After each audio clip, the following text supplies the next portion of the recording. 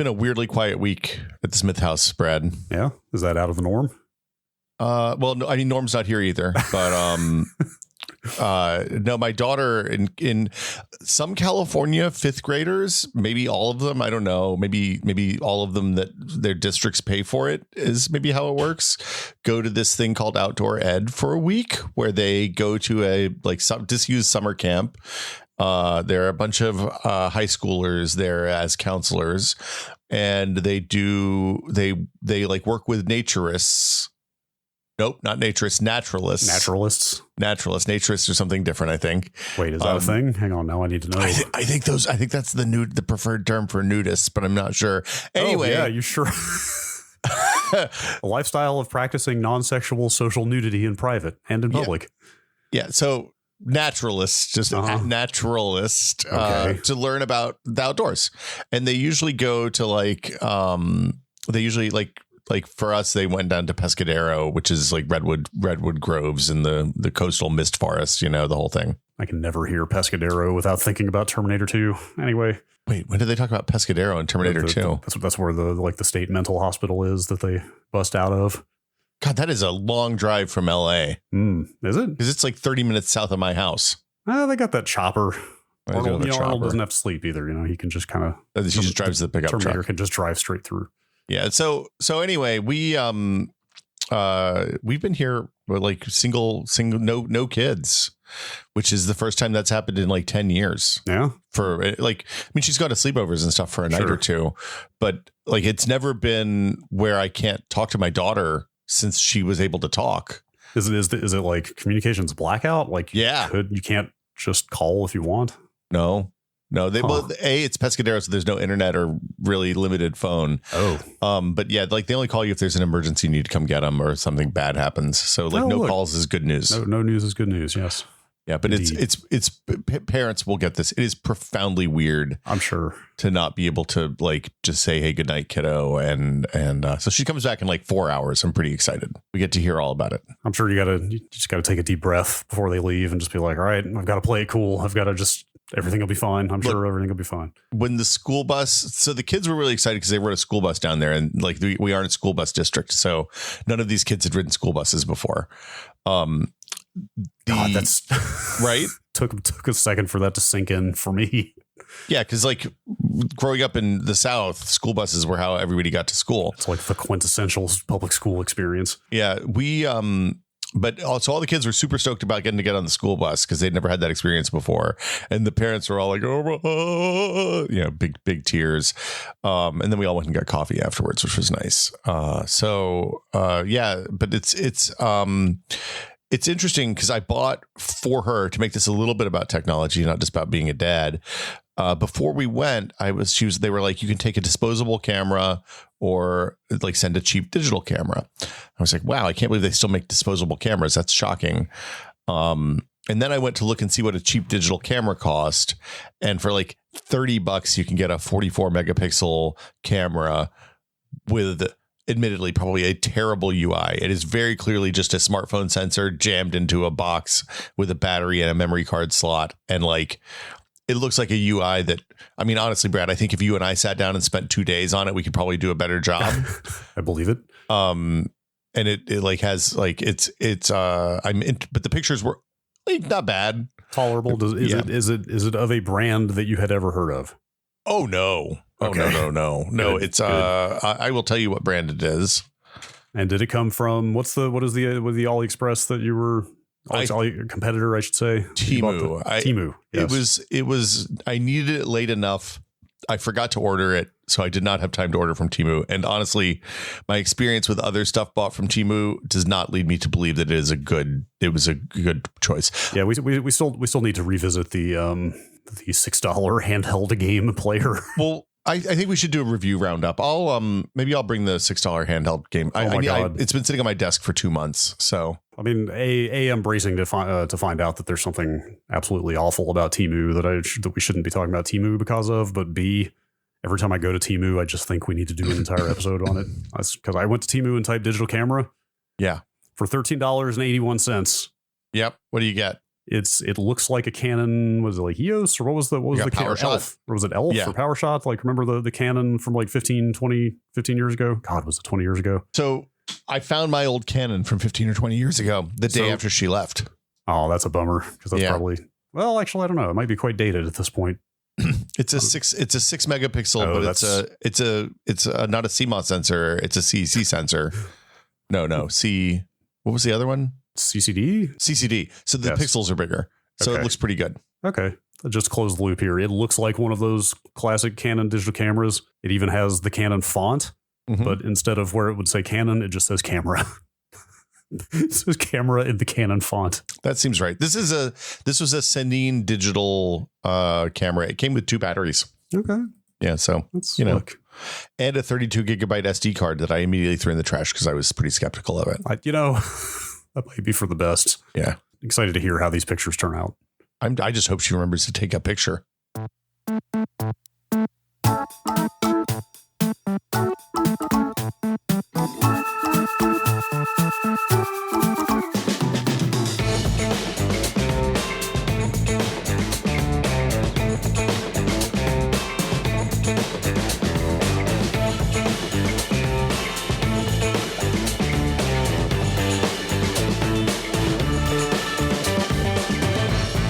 Welcome to Brad and Will Made a Tech Pod. I'm Will. I am Brad. Hello. Hi. Hello. Hi. Hello. Greetings. I feel like I should change it up every week and not just, Really? I feel like every week should be exactly the same as every other week. We should just do the same thing forever and ever until we die, like cogs in the machine. See, you say the thing and then I say the thing and then blank, I feel like it's on me to keep it going.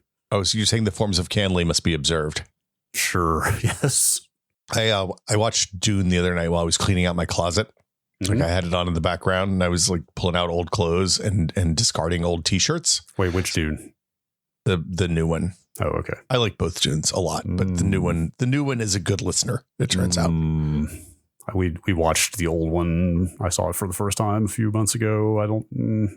Wait, you'd never seen it before? I had never seen it before. I guess I'll say I'm glad I saw it, and that's about all I'll say. Wait, did you watch this as part of your Festival of David Lynch? Yes. Oh man, what a fucking treat that is. It's interesting. It's a weird, fascinating movie. I'm not going to say it's good. Oh, it's Brad. So just so you know, I saw that when I was like 12 years old, probably. Yeah, and it was at that age, it was a life-changing. It was like, what if Star Wars, but horny? Of course. And also it was a very different time as well. Yeah. Yeah. I mean, the effects, the Toto, all of that stuff landed much better in like 1986 than it does in 2023, I think. The sleeper has awakened. Yeah. What's her? Yeah. Like that movie is A-okay. You know what else has awakened? What else is Kyle MacLachlan? He's always awake. He drinks a lot of coffee. Does drink a lot of coffee. Yeah. Also awake are these questions that have come in. These questions we have from both email and Discord are alive and kicking. Oh, right. It must be the last Sunday of the month, right? Or the first Sunday of the next month. Yeah, because we forgot that this month has 30 days. Yeah, so happy October, everyone. This will be a 2 email month. Yep. It's a blue emails is what you call that one. When there's two emails in 1 month, you call it a blue email month. It's funny. It's a 5 Sunday month, meaning we are going to do emails twice. It's also a 5 Monday month, meaning we're going to do 5 horror movies on the Watchcast this month. Oh, because you do Watchcast on Mondays. Yes. Well, that's good. Are you picking actually scary stuff? Or are you picking like slasher movies from the 80s about kids going to summer camp? This is dumb inside baseball. There was a horror movie I wanted to include, and we already had 4. And then we looked at the calendar, and it was like, oh, actually, there's 5 weeks in this month. Oh, nice. I was like, oh, cool. I can slide my movie right in. It's a mix. Okay. Well, I haven't seen most of what we're watching, so I actually can't say for sure. But I gather that was this Suspiria, the Italian horror movie, maybe more weird than scary, and the Japanese movie Houseu sounds like is definitely more weird than scary. Sometimes Japanese horror movies can go either way on that, depending on your particular response to stimuli. This one is apparently legendary for just being wacky weird shit. Was my impression. So when the kiddo went to this camp, I had suggested watching some documentaries about children that go to summer camp, and like then, just so she knew what to do if something bad happened while she was there. I started to mention when you said the phrase disused summer camp earlier, I started to say that sounds like a horror movie waiting to happen. But anyway, look, they have teenage counselors there to keep them safe. So it's okay. What could go wrong? Yeah. And, it's not like there's a new person in charge of the camp this year because the old person died under mysterious circumstances last year. Everything's fine. Certainly, high school teenage camp counselors could not invite the puritanical wrath of the universe. No. It's probably fine. But anyway, this is the week that we turn Q's into A's. That's a long way of getting that. If you have a question, you can send it to techpod@content.town or question seeking answers on the Discord. There you go. See, we mixed it up. It's like fill in the blanks. Yes. Do you want to start? We have a lot here. Banner crop this month. A lot here. We had a lot of emails too. I've been on an old computer and old operating system kick on YouTube lately, so I'm gonna read this one here from John Leftwich from the emails. Okay. At a high level, why was Windows Me such a shitbox? Pronounced ME technically. Is it ME? Was that short for Millennium Edition? Yeah, Millennium Edition. Was that the approved pronunciation? Windows ME? I was not in a position to know, but I believe so because Windows XP is Windows XP. Well, you read the abbreviations. I always got the sense it was kind of a double meaning though, because that was also getting into the era of like, your personal computer is yours. It's about you. Computer's for you. It's personal. Remember when Time Magazine named you the person of the year not long after this? Yeah, that was a great year for me, if I'm being honest. Anyway. At a high level, why was Windows ME or Me such a shitbox? Of all the Windows operating systems I have used going back as far as I can remember, that's universally the worst. Is my memory letting me down, or was it really that trash? It was the neither fish nor fowl of Windows, right?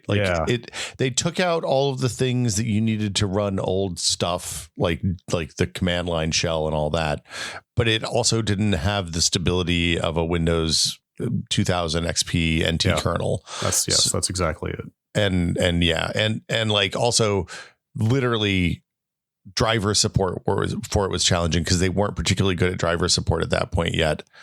While it was supposed to run the old drivers, it was janky. Like you were supposed to run Windows 98 drivers in it seamlessly, and sometimes that was the case, but sometimes it wasn't, depending on how old your hardware was. Yeah, and you kind of touched on this. It was right around the time that Microsoft was transitioning to the NT-based Windows, starting with 2000 and then XP and then on and on. Yeah. Like my memory of Me, I'd have to look at the release dates, but 2000 came out around the same time, maybe shortly after.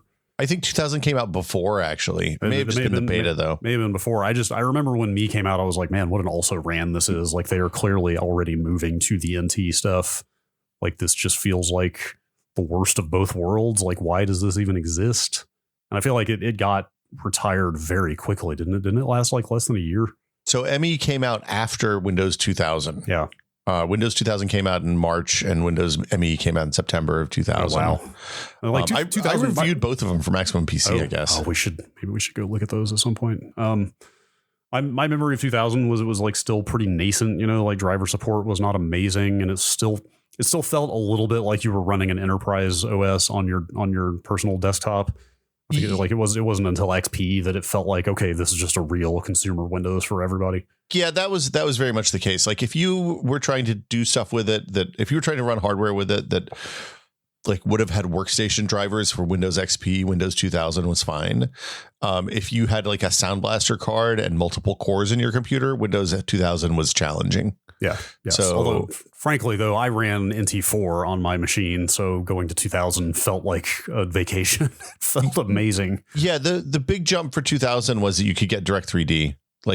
Windows NT4 didn't have Direct 3D. It had other DirectX stuff, but it didn't do Direct 3D. Yeah, DirectX was super limited on NT4. The nice thing about NT4, though, was that it had decent OpenGL support, and all the games I cared about at that time were Quake derivatives, so I could play all those.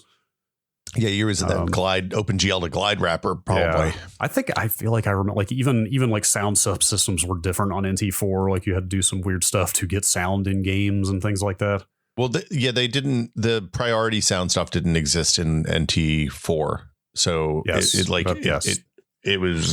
was a weird in between. Yeah, and NT4 was just NT with the Windows 95 interface, basically. Yeah, and if you wanted and eventually they added some stuff on, like they added DirectX 3, I think, to it without the Direct 3D component.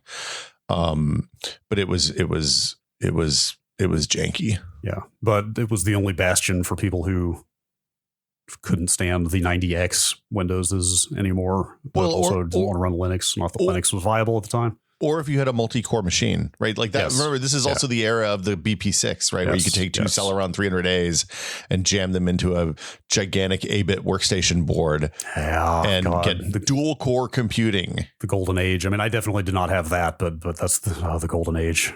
I had that. It was fucking awesome. I'm sure that was pretty good. That machine was the least reliable computer I've ever owned in my life. I could see it.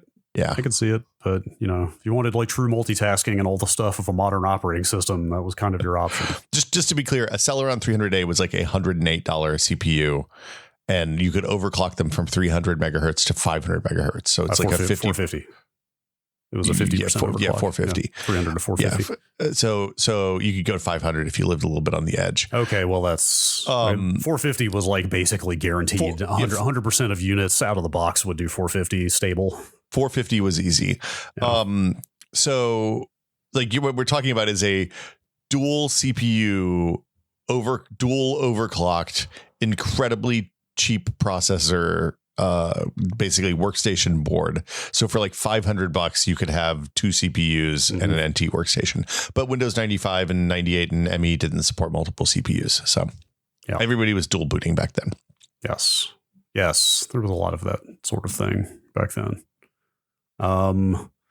Boy, do I dare risk reading this email from Dave in Sheffield that I haven't even read yet. It appears to be about Windows 11. Why don't we just keep this going? Live on the edge, man. Okay, I'm going to discover this one in real time. There was a lot of fuss about the simplified right-click menu when Windows 11 was first released, and the discourse seems to have trended of late to most people adding that they are used to the process of the additional click to access the full menu. But I noticed at some point in the update life cycle, 22H1 perhaps, that you could hold down Shift and right-click and you would go straight to the classic full menu. This for me has worked a treat if I just want to rename a file, look at its properties, or perhaps go to the Windows display set. Wait a minute. Is Windows display settings buried in the submenu? How often do you do Windows display? No, display settings is not in the submenu. It's not? Okay. How often do I use it? I mean, this week as I've been trying to get my PC to output to my new TV properly, like a lot. Well, but that's just a weird. That's a weird one-off. Yeah, normally not that often. Anyway, okay. Shift right click. It seems to be the tip. I did not know about this. This is a fabulous tip. Thank you, Dave. Oh God, it even works in 10, except it adds more. I think I knew this at one point. Oh, what? Does it expand everything? It doesn't expand everything. It adds options that were not there before. Well, okay. So like shift right click to open with is the classic why I shift right click. Oh, wow. I don't think I knew about that one either. Yeah. Hang on, let me try. Does that not just work? It used to in the old days, the open with menu wasn't there if the file was associated with something. So you had to shift right click to open with. Okay. Now it is. Now I think open with is always there.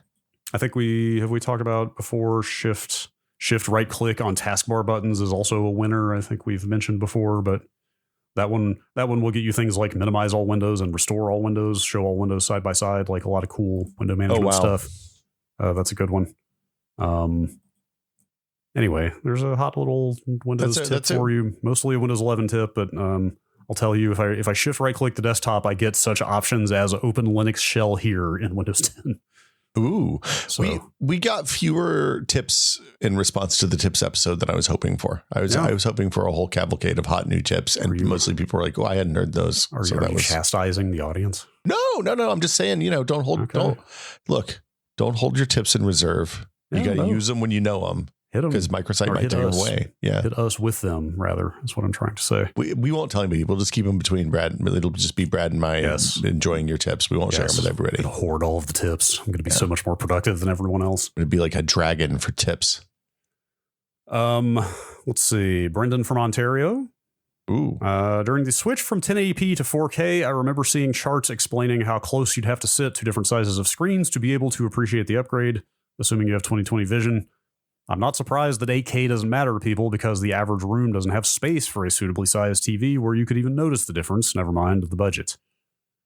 I understand that other facets of image quality are now more important, and I'm seeing new stuff down the pike like, and I had not heard of any of these, plasmonic faux LEDs. That's PHOLEDs. That's faux LEDs or faux LEDs? Oh my God, get out. Nano LEDs, etc. Hang on, I assume nano LEDs are very small. Nano LED sounds like maybe some kind of evolution of micro LED.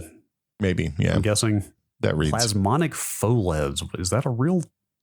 I think that seems real. Plasmonic faux LEDs.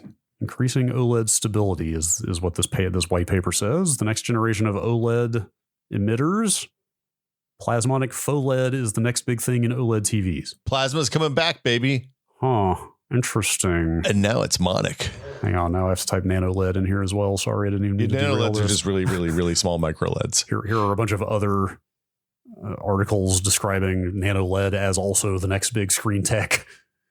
Look, I'm going to go ahead and tell you, if you have to write 10 or 20 news stories a day, anytime somebody's like, yo, man, we got the next big screen tech coming, you're like, hell yeah, easy story today. Yeah, I'm going to have to look into this stuff, though. I'm curious. I wonder how nano LED compares to micro LED in terms of the tech. They sound quite related just based on the name. Anyway, Brendan says, my question is, with compressed streaming bit rates being the way most of us consume media, is there a point where further tech advancements just don't matter anymore? Are the source limitations I'm referencing not standing in the way of the kinds of improvements TVs can still make? So first off, Brendan, I don't know that I agree with the charts about how close you have to sit to the TV for the different size and resolution TVs to matter, because I like to get like 3 feet away and feel like my TV is an IMAX. I don't get it. I don't understand that. I can't sit to that. I mean, what different strokes, but if I have to turn my head to see Vanna White when I'm watching Wheel of Fortune, that's the only way I feel alive. If you're watching something, it's fine. I guess I'm thinking more for games. Like if I can't like very nicely square the whole screen in my field of view without having to turn my head or move my eyes around, like I feel like I have a harder time just like parsing what I'm doing in the game. That's probably true. But like, so I have like a 24-inch monitor on my desktop, and inside my glasses field of view from where I sit 3 feet away from the monitor, I could easily fit a 27-inch TV screen, I'm realizing. Mm-hmm. Maybe even bigger. Yeah, probably even bigger. I'd probably go up to 30 if I wanted to get nuts. Yeah. I feel like the big upgrade from 1080 to 4K wasn't the resolution. It was the HDR stuff. HDR is absolutely the more eye-catching thing than the resolution. I can tell the difference on my new TV between 1080 and 4K. I'm about 10 feet away from a 65-inch. Like, It's not profound. Like 1080 still looks fine. In fact, like going back to some games I was playing earlier this year, like Dead Space on the PS5, Resident Evil 4, stuff like that. Like I was playing all those in the performance modes because why wouldn't I? Because I was on the 1080p TV anyway. Now I'm on the 4K and like going back and forth, I can see a difference, but it's like the 1080 is still acceptable. Well, yes, HDR absolutely is the thing that makes a bigger difference there by a lot. Yeah, and the point about streaming bit rates is pretty valid. Yes, absolutely. The video codecs are getting better as we switch from H.264 to AV1 or H.265 or whatever. The quality, the video quality at the same bit rate is going to go up some, but we're still talking about you're still talking about like not the best quality. You're talking about a lossy compression on something that you can actually tell the difference. And the reason you don't notice is that our brains filter out compression noise over time.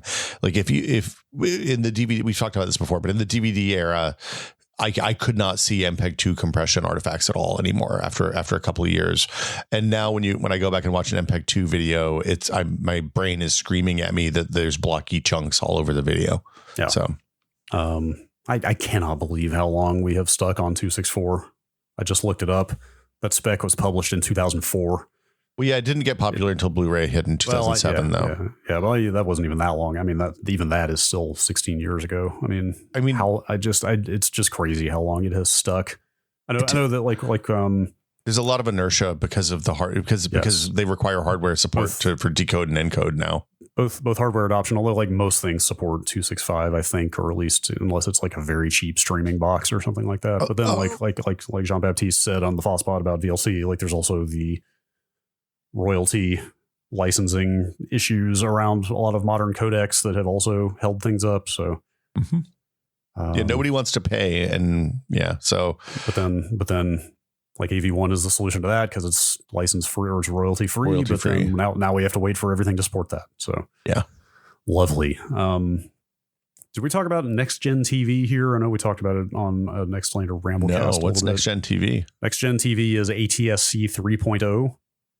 ATSC being the successor to NTSC. So this is the over-the-air broadcast standard. It's the next generation version of. Remember when broadcast went digital and high definition, like 2006, 7, I think, is when that switchover happened. Early 2000s. So this is the next iteration of that. So what changes? It can do 4K HDR over the air, but not 8K.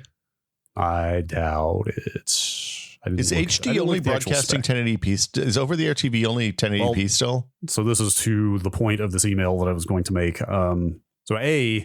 I did a channel scan. I pick up 71 over-the-air digital channels in San Francisco now. Jiminy Christmas. I mean, a number of those are duplicates, and quite a few of them are not something I would actually want to watch, but like it's still kind of cool that all those channels are there. I really liked that Korean, the Korean home shopping channel that used to run. I don't know if they still do that. It's probably there. I haven't even gone through all those channels, but so 6 of those are next. Also, the actual branding is to Next Gen TV. Like, I think it's a little goofy.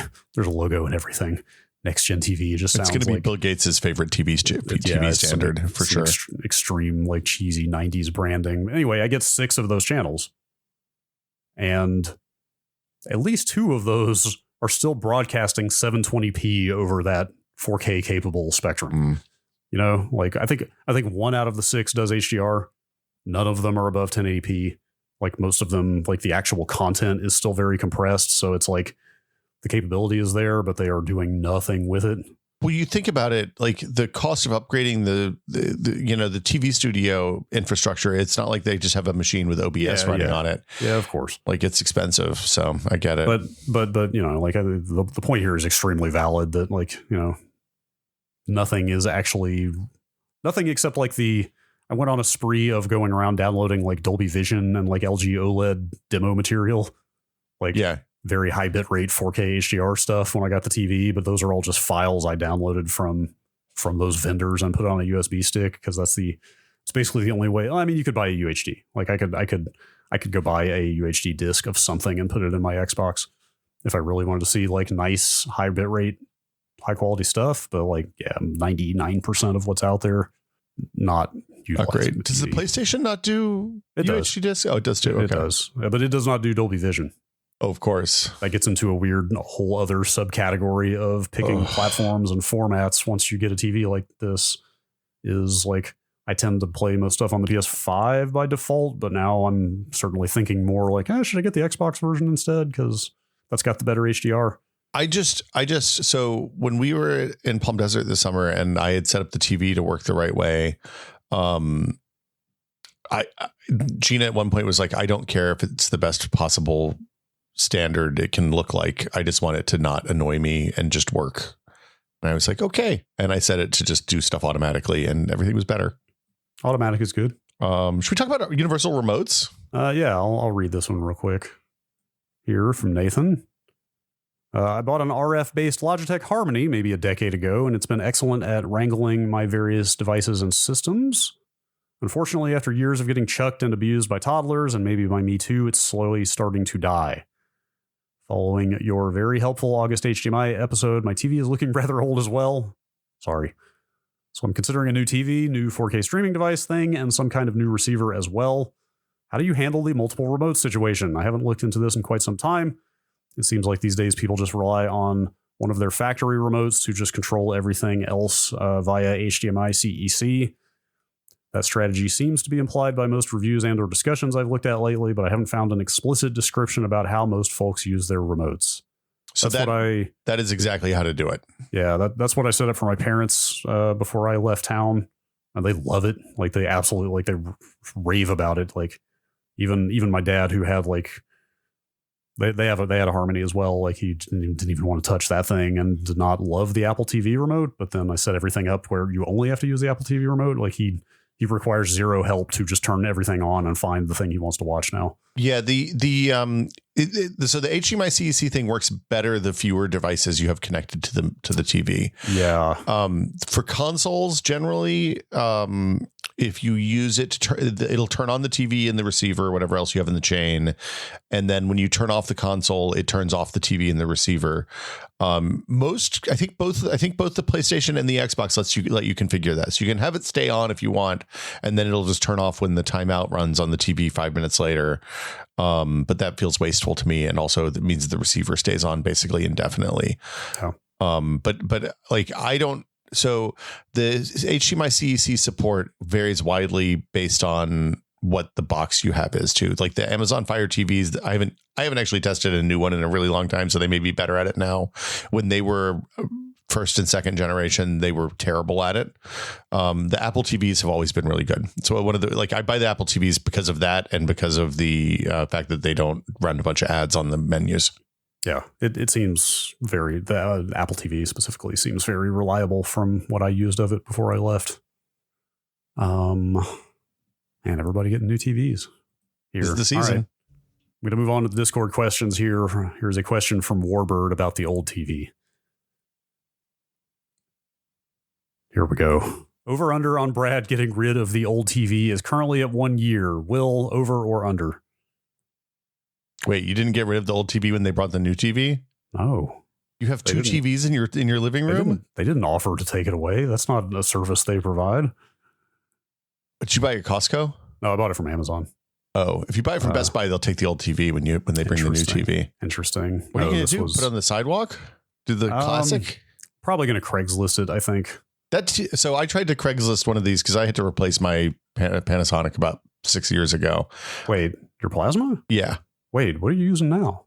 My plasma. It's the same plasma. I just bought I bought one for $200. Wait, you bought another one? I mean, it's a little bit bigger than the one I had originally. I did not realize that. This was before we started doing the Tech Pod, probably. Did you buy it? You bought the second one used? Yeah. I thought you would have the same plasma. A friend replaced theirs with a larger.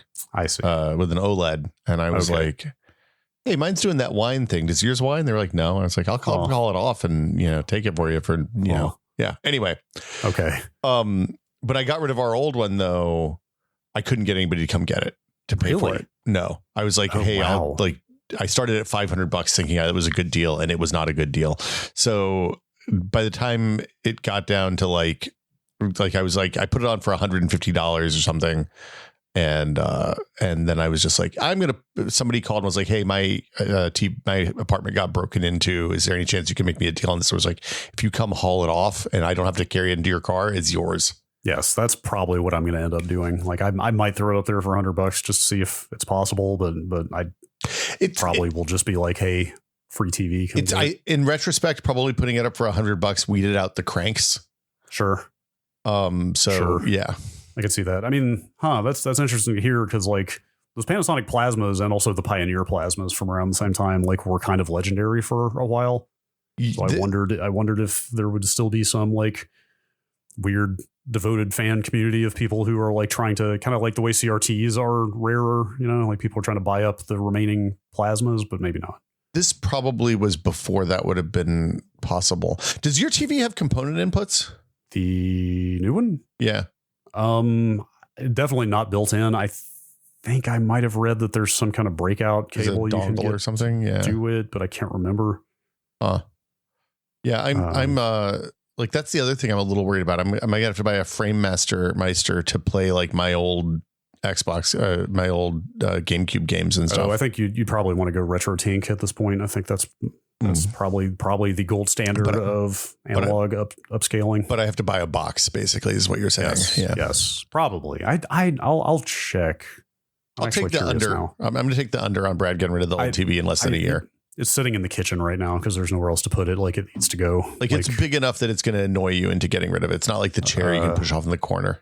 I really overburdened myself that week we took off from Nextlander recently because I both bought a new TV and also did a complete NAS rebuild and moved all the guts of the NAS into a new case as well. Ooh. It was a lot. Which case did you get? It was a lot of tank. No, I was moving it into my old desktop case. Oh. The Define R6 that used to be my desktop is now the NAS. But that was a whole lot of tearing the whole house apart, rebuilding things.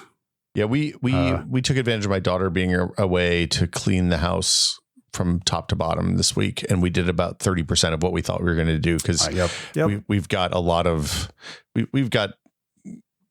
we caused a problem for ourselves during the 3 years that we didn't leave the house. Mm-hmm. I can see that. Yeah. I got it. Or actually, it took about a week longer to get all that done than I thought it would. But anyway, the reason I brought that up is that I now have both the old TV and also this old Define Mini and like half of a computer in it. So I'm going to have to do the Craigslist thing pretty soon if I want to get all that mess out of here. Yeah, I have my old stream machine that I'm using as a footrest right now. It's like a Athlon 3600 or something. Huh. Okay. And it's like it was unstable, but I think it was unstable. Anyway, we don't have to get into it. I'm getting a look from the doorway. Yeah, time to clear it out, man. Time to get this stuff out of here. Let's see. Actually, I'm going to read one more screen question from Cake Batter here because it's on topic, and I've been thinking about this myself, but haven't looked into it much yet. Cake Batter asks, have you color calibrated your monitor? Have you ever? I used to have to at the magazine because we would do proofs on them. Oh, interesting. Yeah. I have a color calibrator someplace. It hasn't. Wait, you do? Yeah. It's just a little USB. Huh? You do? If you put a gun at my head and told me to find it, I probably could not find it. That's fine. I might have actually given it back to Norm when I left tested when I think about it, but it was, it's just a little thing you suction cup onto your screen in a specific spot, and then you run a piece of software. It was good for doing when we were working on stuff that was paper and needed to be color accurate because then we knew exactly what it was going to look like as close as you can get between emissive and reflective surfaces. Yeah, of course.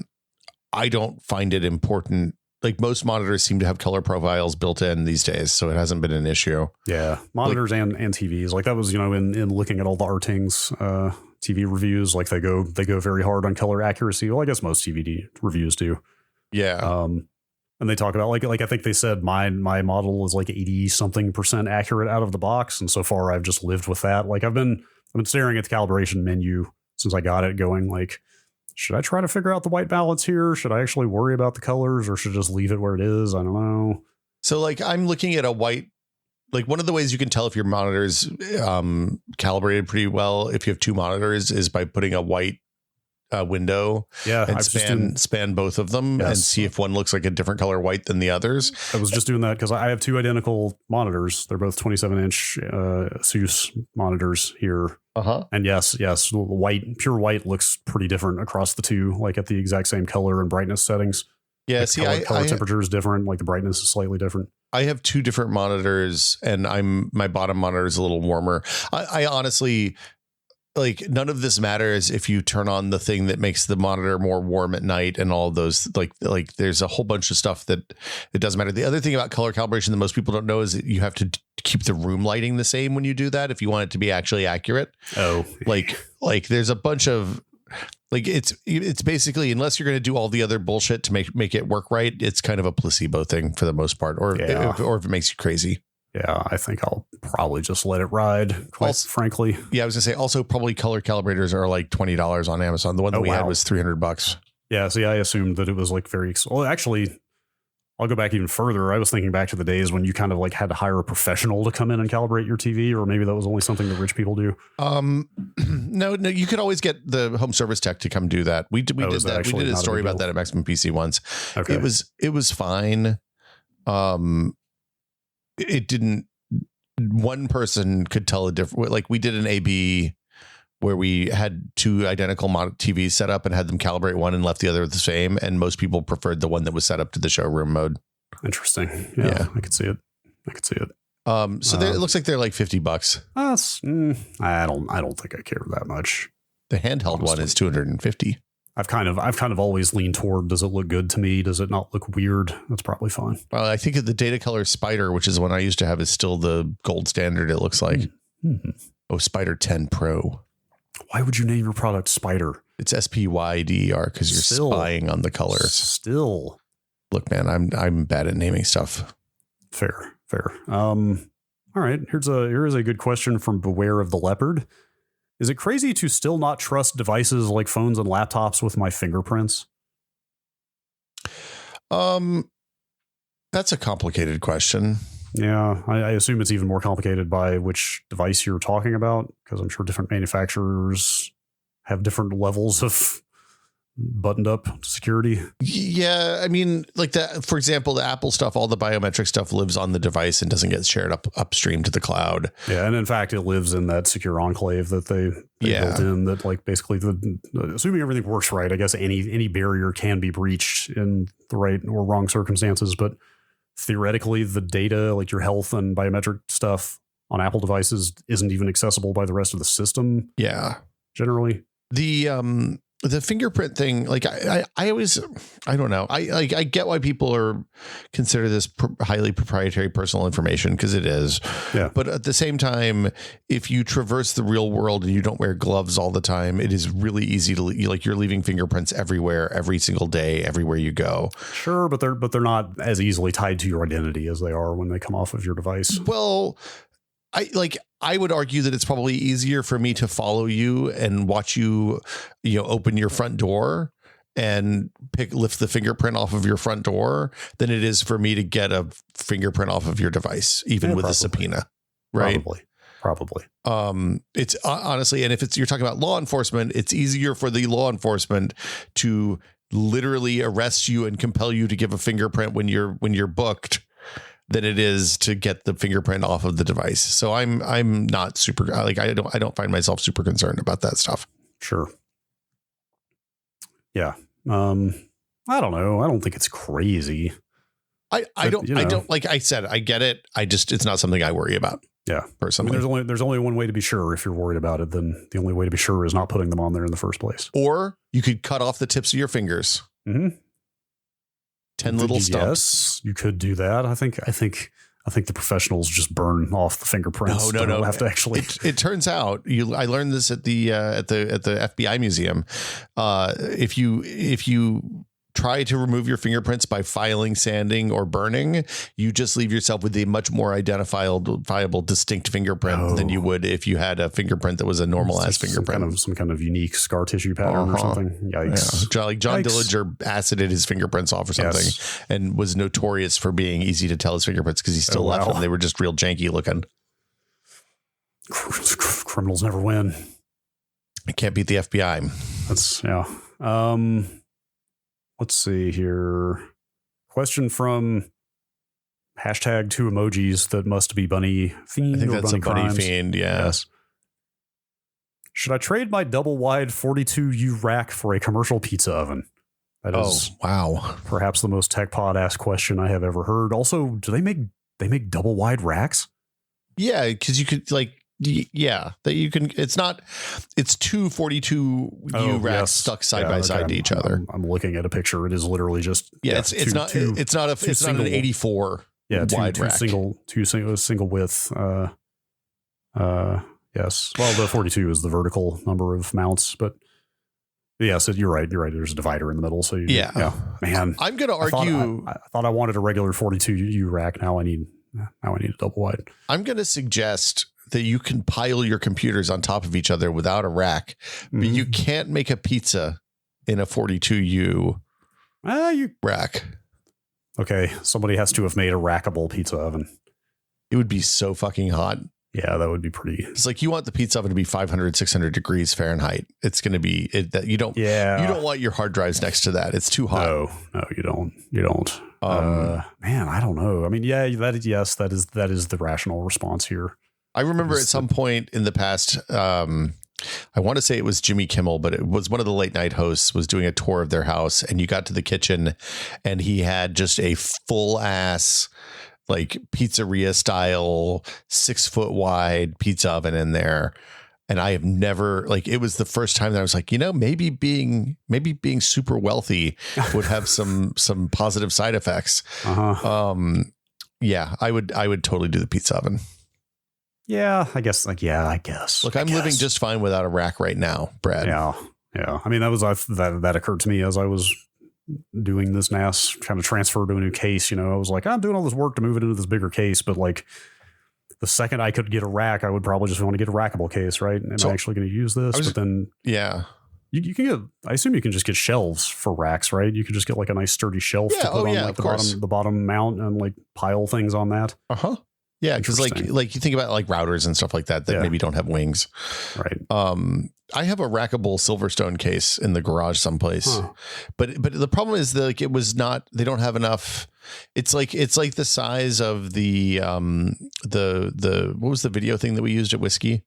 TriCaster. The TriCaster. It's not big enough to hold all the hard drives I'd want in the NAS, probably. Yeah, I think what most people do is get a.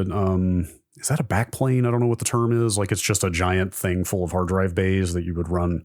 You get something like an external host bus adapter in the actual computer part and just run cables into this backplane that can address like 48 hard drives or whatever. So then your NAS is like 6U or 8U instead of 4. Yeah, that makes sense. Yeah. I've thought about, so I have this big stump in the backyard that was like it used to be a pine tree that got borers and had to come down. And it's the right height to put a brick pizza oven on.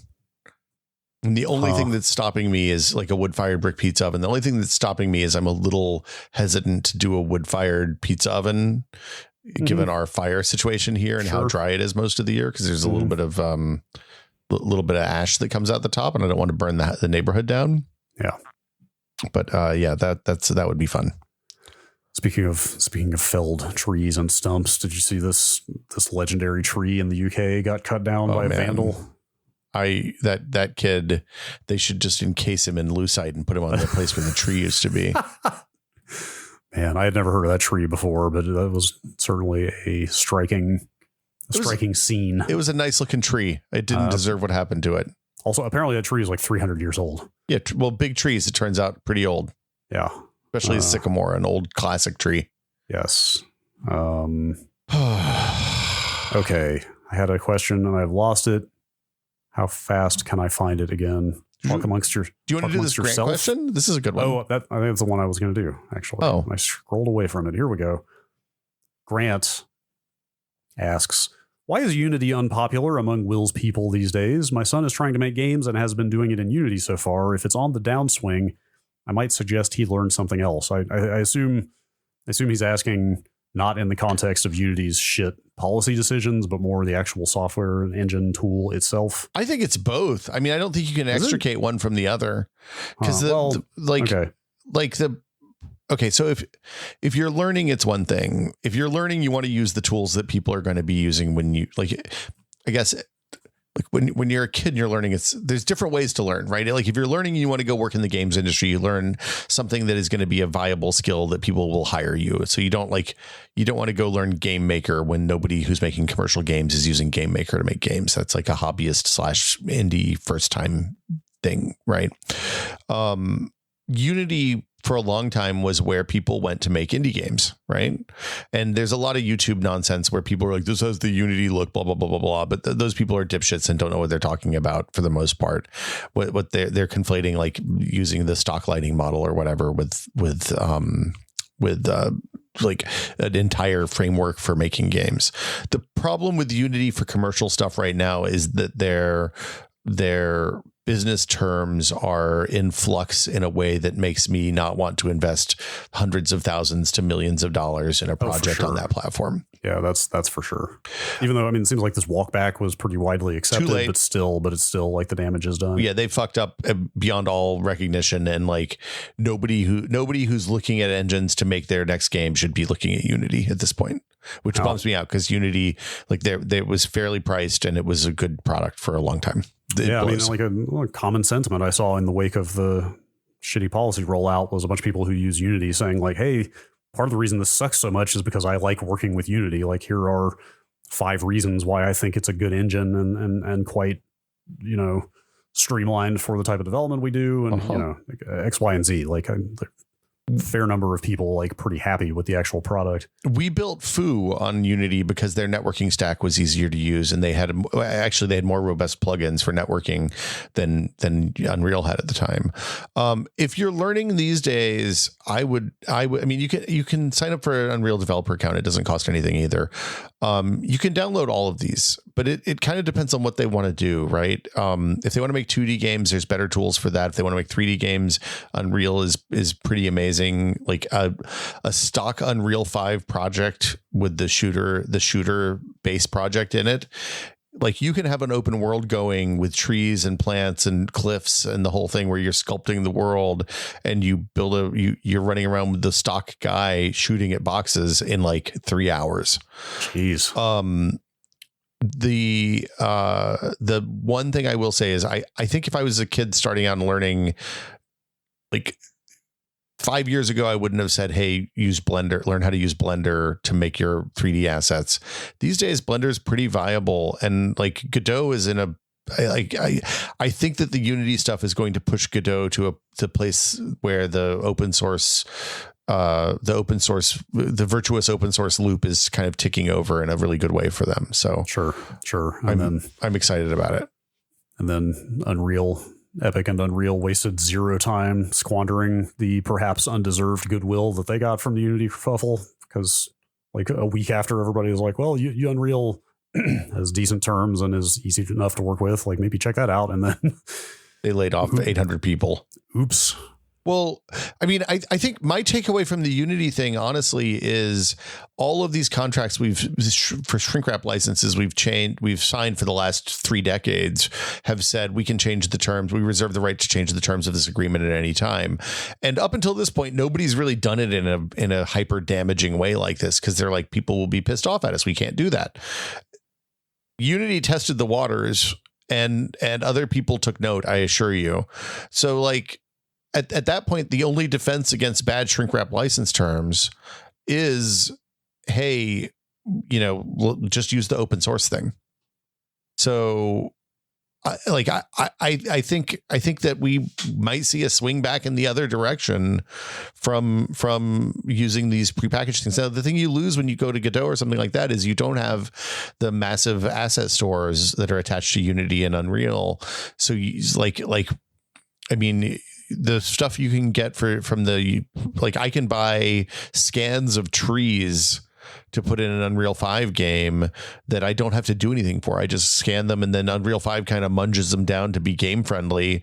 And all of a sudden I place them into the tree generator, and anywhere that it's the right altitude range will have these trees added to it.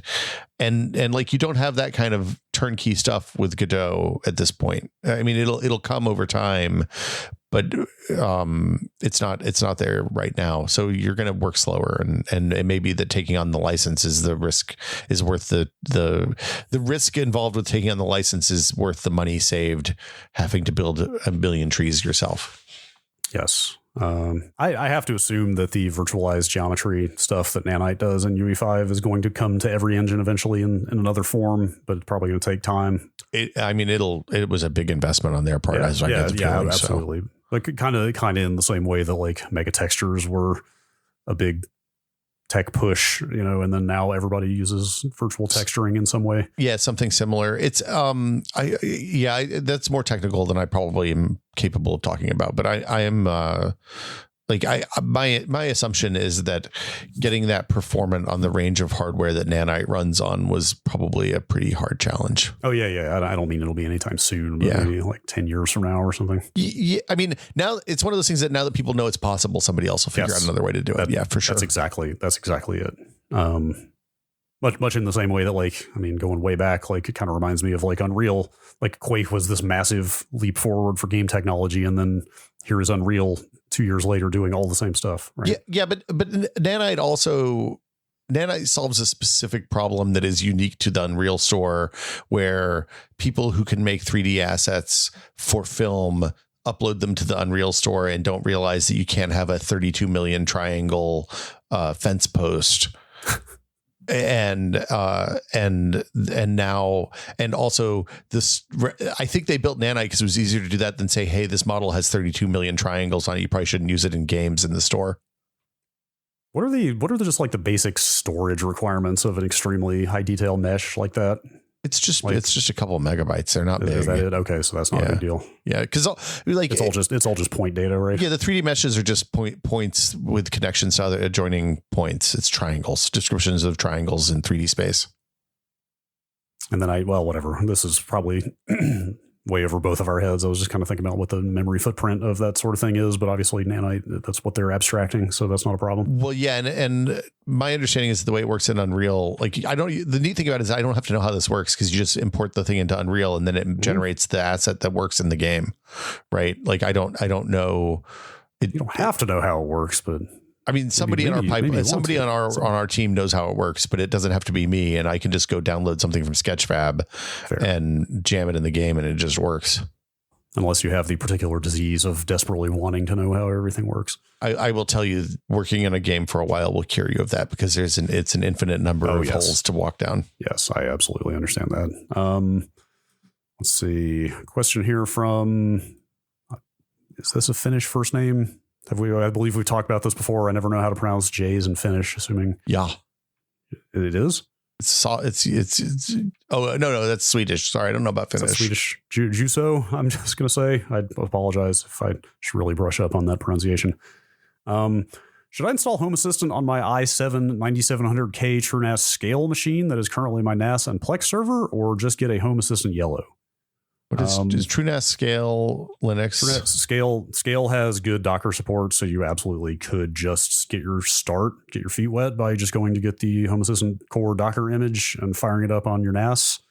Play around with it, but then ultimately, if you actually want to run Home Assistant, I mean, everybody's different, but my feeling is anything that controls like stuff in your house should run on its own small dedicated hardware that can kind of stay up 24/7.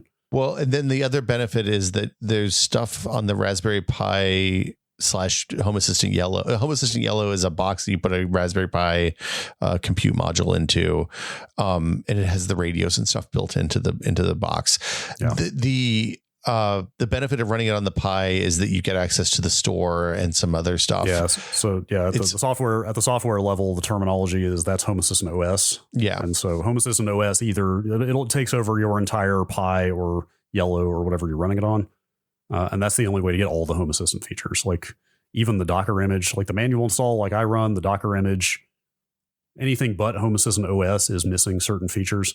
Yeah, and the stuff that you're missing is stuff that you're going to get like three months in and realize you don't have it and be like, oh, shoot. Yeah. It's easy to migrate from one machine to another, assuming you keep the radios the same. I want to say some of the export functionality is limited to HAS OS. Actually, really? You can easily manually just move the .home assistant directory. Yeah, and to migrate if you want, but the automated backup. Export stuff I think is limited there. Did you see the Home Assistant Green that they just rolled out? No, what is that? I think it's a maybe less capable piece of hardware. Well, they had a blue before. Yes, the blue I think was around. I'm not 100% sure what is up with the green. Well, I should have looked that up before this. I think it's cheaper. It's $99. I don't know how much the yellow is. $99. Is it? I wonder if the green works out of the box. Maybe you don't have to source your own CM4. No. They sell yellows with and without. They only started selling it without the CM because the CMs were hard to get. Okay, it looks like the green is all integrated. It looks like it has its own RAM and processor and everything. I don't think you need a. It's just like soldered onto the board rather than. I don't think you need a Raspberry Pi compute module at all for the green. Is my guess. We should do a Home Assistant too, because a lot of stuff has changed in the 3 years since we talked about Home Assistant last. Yeah, I've been thinking about grabbing a Sky Connect and maybe a couple of Thread bulbs to see if I can get that working. Yeah, I was gonna say the other problem with the Home Assistant. Running in a Docker image is getting your Linux machine to, if you're using external radios, either for Zigbee or Thread or Z-Wave, it's really challenging to get those to work reliably into the Docker image.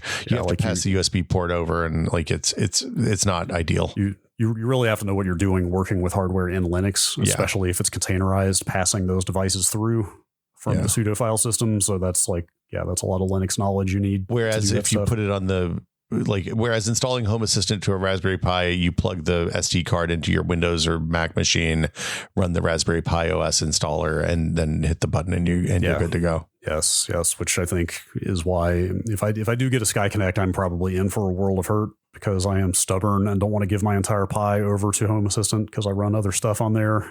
But I'm going to have to manually get the Sky Connect working, which is going to be a pain. Just buy a yellow, dude. It's really a nice piece of hardware. I can do this. I mean, you can, but should you? I've learned so much doing this. I mean, that's true. Okay. Can I shout out this picture that an unimagined pseudonym put in? Sure. It's a ground level shot from a wet beach of a little tiny crab holding its fists up and a dachshund just losing its mind at the crab. That's terrifying. I'm not sure how I feel about that. I think this should be the show art. Very dachshunds good. are like kind of ornery, aren't they? Depends on as with everything, it depends on the dog and the owner. Sure. I've kind of got the impression that they are a bit, though. I had a friend who had a dachshund that was super sweet and was a total like cuddle dog. Sure. I can see it. All right. Let's do a couple more here very quickly. Yeah. Oh gosh, I had a couple and I've lost them. Shoeless asks, how do you decide if you're going to be an early adopter of new tech? I think I'm at the point in my life where I don't ever want to be. I don't think I'm voluntarily going to decide to be an early adopter again. I see. It's funny. I've literally never, as in my adult life, I've always had a job that required me to do this. Sure. So like when I stopped working at Tested, I kind of just stopped buying new things for a long time. It was nice, but now I kind of miss it. Like, yeah. Like I almost bought an Apple Watch Ultra last year because I was like, I like the form factor and I like the watch as it is and it'll last a while because it has a big giant battery. So I ended up not because it turns out I like $800 more. Sure. Yes, absolutely. Yeah. I'm just at the point in my life where I just want things to work. Yeah. And so any major new thing, like talking about the Meteor Lake stuff last week, like you could not pay me to run the first desktop part that uses tiles. No. Just like the first chiplet Ryzen years ago was kind of not great. Yeah, but I mean, it's funny that stuff is maybe janky in interesting ways. But like, I ordered the Steam Deck basically as soon as I could, and my Steam Deck is one of my favorite things I've bought in the last 5 years. Right, I use it all. I was playing Hades on it last night. Sure. It's a remarkable and it was remarkable. The software was a little bit janky when it launched. It gets better every time because Valve has been doing good work on those releases. But it doesn't. I guess the things that I early adopt are the things that I'm confident aren't going to have early adopter problems. Like your Meteor Lake example is a good one. I would not buy I'm glad I bought a 1300. I got a 1309 because I'm 13,900K because I'm not going to upgrade to Intel next year or maybe the year after until they kind of work out the initial kinks on this new stuff. Yeah. Yeah. I was skittish about getting this split Vcache Ryzen. It's mostly been fine, honestly. Like I haven't had really any like breaking issues. I've had some minor annoyances, but also like I haven't even installed iOS 17 yet. I usually wait for the first minor version update. Wow, really? Still iOS. Like I'll wait till 17.1 probably. Wow. It's I found that iOS, since they started doing the public betas, has released the 0.0s have been really solid. Yeah, it probably is fine, but it's also it's kind of like Windows 11 of just like, like what I have is working fine. I'll get around to it eventually. Yeah. See, I think anyway, yeah, I get that. I think the iOSs, they do meaningful improvements every year, whereas Windows 11 was just kind of, hey, we gotta juice the numbers. Part of the reason I'm avoiding it is because I think that'll also enable the watchOS upgrade, and they made apparently a very crappy change to watch faces that I don't want to deal with. What was the change? You can't just swipe between watch faces anymore on the watch. Really? You have to. There's like a press and hold thing. It's funny. That's the way it used to be. Yeah, I think that's what I read, that they changed it back, but I saw a lot of people complaining that it's a pain to change watch faces now, which I use pretty frequently. See, I actively liked the push and hold because I accidentally switched watch faces. And when you switch watch faces, it changes the focus mode to be on the one that the watch face is attached to. So what was a bad change for you is a good change for me. Well, congratulations. All right. Last question from Andreas 3000. Are there plans for a t-shirt run? Are there plans for a t-shirt run? Purple shirt with the yellow typeface is my vote. I haven't. We haven't talked about a t-shirt. We talked about it like 3 years ago and then didn't do anything. Yeah. I would be curious to take the temperature of the audience, because t-shirts are a thing that like we're not gonna like. We don't make money on t-shirts. Are expensive to make and they're kind of a pain in the ass. So it's not like we make a bunch of money on them or anything. Yeah, they're not a high margin business. And I can tell you, merch requires a fair amount of work, like a fair amount of management. Yeah. So like if we did it, it would be a one-off where you could, I guess we could put it up on like a Cotton Bureau store or something like that and just charge cost for it. But then they'd be like 25 or $30. Okay, two things. I hate selling cheap t-shirts that look like shit after you wash them 3 times. Yes, absolutely. Like this is why Giant Bomb and Tested merch in the old days was always expensive, is because both Jeff and Ryan and you and I and Norm and everyone involved with those decisions was like, no, we're not selling shitty cafe press shirts that have iron-ons on them that when you wash them 3 times look like they've been through the garbage. Mm-hmm. So that means the shirts are going to be expensive. Yeah. Funny how that attitude can change when you get into a larger organization. Well, I think your leverage to complain and keep it from happening probably went away. But anyway, so I don't know. If people want shirts, we'll make shirts. Let us know in the thread on the Discord, I guess, or send an email. It's granted, I think you did the complementary colors thing, right? Like yellow and purple naturally go together. Yeah. But it's a pretty striking design, I think, actually. I think it would be a fun t-shirt. Like how big I can't even know how big to make that. Is it enormous? Do we make it look like the podcast art? Do we, does it even say Tech Pod? I guess for like branding and recognition. It says Brad and Will made a Tech Pod. Yeah. I think it would be funnier if you could use that generator to make your own, but that's a whole separate subject. That is a whole different thing. I mean, I still like the idea of the sweatpants that have Tech and Pod on each cheek. But I couldn't find anybody to make those. I would have made those just so I could have had them. And the purple mugs, it turns out, are impossible. Nobody makes purple mugs. So, there's a lot of purple sweatpants out there. A lot of purple sweatpants, but nobody does applique for that many. It's too many letters. Maybe this is a whole new business opportunity. Just waiting to happen. We could do, if we had rebranded to Tech with a K, we could do Tech Pod. I think 3 letters is the most you can applique on a sweatpants ass. Now we're talking. Yeah. Now we're talking. Us and William Shatner spelling Tech with a K. I don't want to be associated with William Shatner, please. Maybe not. All right. I'm calling it on the questions. Okay. So that's September. We have an overrun. We had a bunch of good questions. We might do some more questions on the Patreon episode later this week too, or earlier this week for listening now. This is going up. The Patreon episode should be up by the time oh God, we have to get that done. Yeah, no, I know. Hey, let's do that tomorrow. Okay. Let's right now though take a moment to thank our wonderful patrons.